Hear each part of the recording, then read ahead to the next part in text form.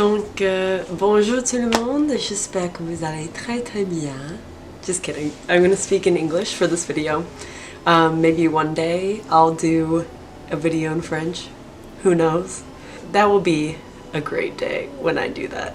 So I just posted my last video a couple days ago, and I saw someone comment, someone out of the two comments, thank you guys. I saw someone comment that they wanted to kind of hear about what a typical day for me was like, and I'm kind of hitting myself right now because I wish that I would have recorded more about what my typical day was like, but I really do remember quite a bit because there really hasn't been that much that has happened since my time in France because of COVID.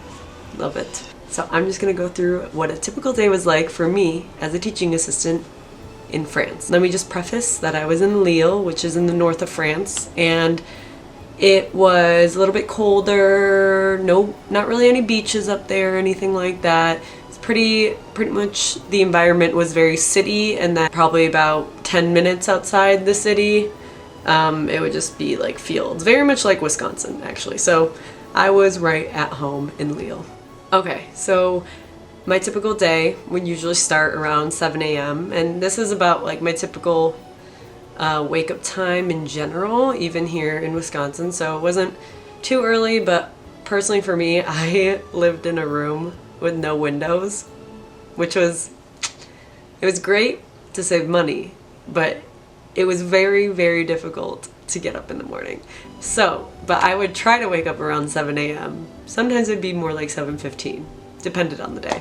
So on my typical day, I would usually wear something that's pretty semi-professional, borderline casual. So I would wear, usually black jeans were kind of my go-to, and I really didn't ever wear leggings because the French, they don't wear leggings. They really don't. Like, just despite what other people may tell you, in my opinion, I really never saw anyone wear leggings at the school. I just think teaching a bunch of middle schoolers, it's not really the most appropriate. Although I'm here for people to wear whatever the heck they want, but just basically to minimize the comments that I would get or any comments about anything. And just so I could focus on teaching English, I just wouldn't wear leggings. So, but I had actually a 45-minute to an hour commute, and I would usually leave my apartment, and I purposely planned on living about 5 to 10 minutes away from this bus stop, walking distance, because I knew that I was already gonna have to do a long commute. Like I said, when I got there, I decided to get an Airbnb about the first month, and then I actually moved into my real apartment, and I strategically placed this because I knew I wasn't going to be living in the small cities that I was teaching in. So I was like, how do I minimize my time spent traveling or commuting in the morning, but at the same time I already know that I have a 45-minute to an hour commute ahead of me. And so I decided to live in a neighborhood that was near my bus stop. Even though my commute in the morning was 45 minutes to an hour, I would typically plan lessons while I was doing the commute.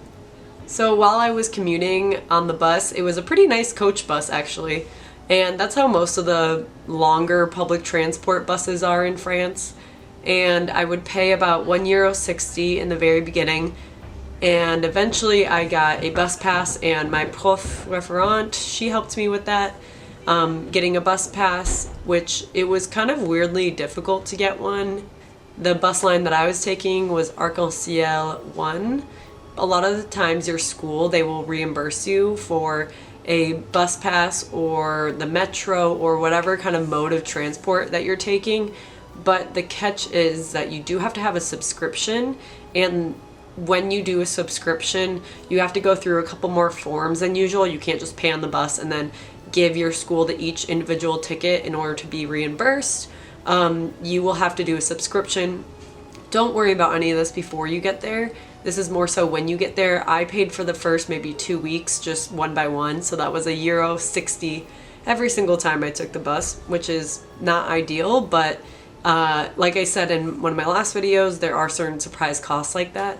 But so for the first 2 weeks I had to do that, and I only took the bus about 3 to 4 times a week. My teacher helped me get, it was about 17 euros a month, and then my school reimbursed me for half of that.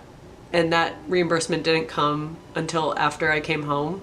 So do not plan on that, but you do get reimbursed for half of it eventually. And you can ask your secretary for those papers. So while I was on the bus, I would typically just listen to a podcast or plan my lesson. Then after my 45-minute to an hour commute, I would typically wake up if I was sleeping on the bus, which happened way too often. And I would get off at either the second to last or the last stop.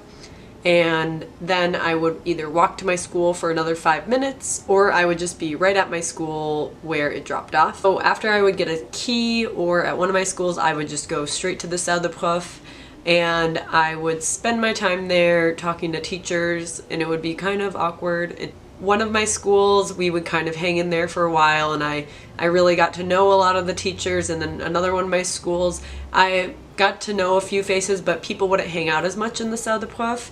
Sometimes there would be someone napping in there during breaks and things like that, but generally that's kind of your hub for a teacher, and your teachers will most likely either be in that room waiting for you on like the first day, and at least one teacher will be able to guide you about where you need to go. Just don't be afraid to ask questions, like I said. Just self-advocate for yourself. Time for classes to start, I would go up to my classroom, get all set up, and then I would either fix like the chalkboard, erase it, whatever I needed to do, get my presentation set up. And also I want to preface that sometimes I did not have a screen to present on, so just be aware of that. You will have to get creative with lessons and in keeping the kids engaged, or just ask your teachers, hey, I need a room with a screen for this certain lesson. Yeah.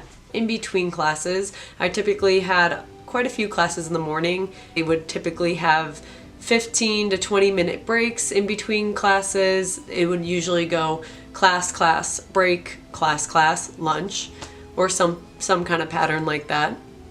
And during those breaks, I would always pretty much go to the Salle de Prof. At one of my schools, pretty much none of my teachers that I knew well went to the Salle de Prof. It was more American style, where they work in their classroom and they prepare for the next hour, or they're talking to students. So it really depends on your school. You will kind of figure out the vibe as you go, but definitely try to interact with people as much as you can. That's my suggestion, because honestly, at one of my schools, I really kind of isolated myself more than maybe I should have. So for example, at one of my schools, it was my first day there, and I had brought a lunch, and I brought just like the most lame lunch. It was like a sandwich or something like that. And remember that French people, lunch is like their banquet. That is their time to feast, and I totally love this style. At least for me, I loved having a nice big lunch in the middle of the day. I really enjoyed the long lunches. Part of me at the time was like, oh my gosh, I just want to go home and sleep. But it really was cool getting to know a lot of the other teachers that I didn't normally teach with, or just in general talking with my prof referent and my colleagues as well. My very first day there, my prof referent, which, like I said before, these people are not, they are required to be prof referents. They do not volunteer. They're usually picked some way, but some of the teachers really do like being prof refs. And my prof referent at one of my schools asked me to go to the canteen the very first day, and I had actually already brought something, so I said no, and then from then on out, he never asked me again to go. And I really wish that I would have gone with him that first day and gotten a card all set up, and would have gone with all the, I think it was probably about 10 teachers that went to the canteen, and then probably about 6 or 7 that stayed at the Salle de Prof, and they would just eat their lunches from home.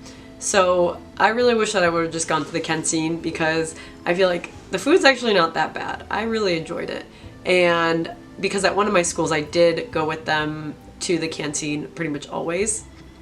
I really wish I did do that because it is a really good time to get to know your other colleagues, and I think it kind of relieves a little bit of stress. It's relatively cheap. I maybe paid like $1.50 every time to eat there. I'm not sure about that, but it was not that much at all. So I definitely recommend just going to the canteen or asking your prof referent if you can do that. Otherwise, also, if I would forget a lunch, there was a grocery store right across the street from me, so I would sometimes just go and pick up lunch. I know that some assistants, that they would just go to restaurants or like local boulangerie or things like that. That's totally fine. You can leave the school if you want. But like I said, it was definitely a high point for me to collaborate and like talk with my colleagues and just getting to know them. After lunch, I would teach maybe 1 or 2 classes. It depended on the day for me. And then it would be around about 3:30 or 4:45.